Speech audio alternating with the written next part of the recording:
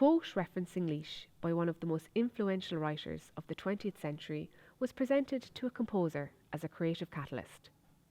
The composition solely was passed onto the dancers to react to. The dance, silent, was presented to the writers to respond to. The piece of writing was passed onto the visual artist to interpret. The concluding ripple is a culmination of all these disciplines. The quote referencing Laois, in a portrait of the artist as a young man, James Joyce writes, "At Maryborough, he fell asleep." Here's how the ripple effect went. I love the concept because it's just so open. I didn't understand anything about it. Project, it's about collaborating with other artists. There's something that is specific to Laois. The idea that you could start with a quote, "At Maryborough, he fell asleep." If you gave that quote to 10 different composers, you would get 10 completely different pieces written. There was just the musician, wasn't it? Was the musician composed the music first, and then that was given to the dancers? What came before me was music. Then our connection was the dance, which they got their interpretation from the music. And I believe the visual art, am I correct? I will admit, I was kind of curious. I would have liked to have maybe heard some of the music or something just to see, but then I suppose, you know, that would have been more visual anyway, so it would have probably influenced maybe the painting and what I was doing a little bit more. And then it will be revealed.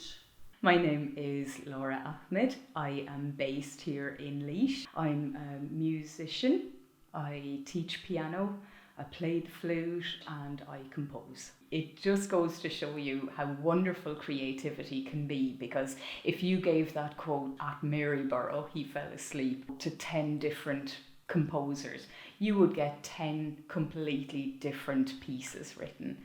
My initial reaction to the quote, "At Maryborough, he fell asleep," was to laugh, because it just seemed so absolutely open, and I decided to break it down and try and see what are some of the musical notes that are in those words. So we have A, B, G, E and F. Once I kind of knew what kind of note I was going to be using, that put a limitation on the technical aspect of it.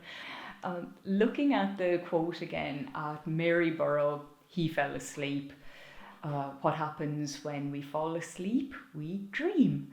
So one thing that dreaming would represent to me is how reality can stretch. And with that in mind, I decided to use the compositional technique called augmentation. There are different ways in which you can use augmentation. So one is where you can get the rhythm. So if you have a piece of music and all the notes are, you know, a particular length, well, maybe the next time those notes come back, they're going to be double the length, so they're increasing in length. And I just thought that that would be quite appropriate, because in dreams, our thoughts do expand. Also, when it comes to the musical patterns as well, if you use a particular motif to stretch the distance between the notes, so da da becomes da da, so you're making it bigger that way. Another compositional technique that I used when I was working on this piece was the use of retrograde, where you would have either rhythms or melody backwards. Again, I think that fits in with the dream theme, that, you know, nothing is just straightforward.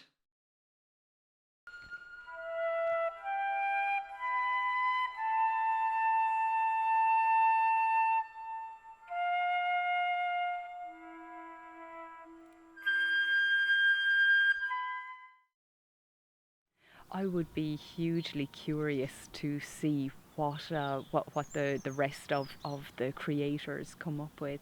I love the concept because it's just so open. The idea that you could start with a piece of music and just to see where it goes from there. Nature is definitely a source of inspiration for me.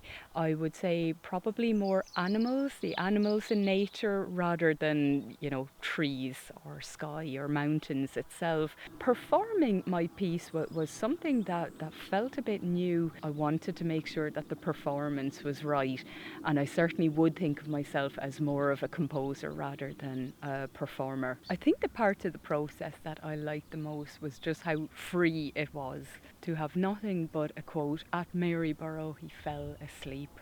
That could be so many different things to so many different people. So it was just whatever you wanted to do would work. Also, there was no limitations on what instruments or anything like that. So it really was just letting the piece write itself. I chose to record the piece down in St. Lazarian's Church in Knock.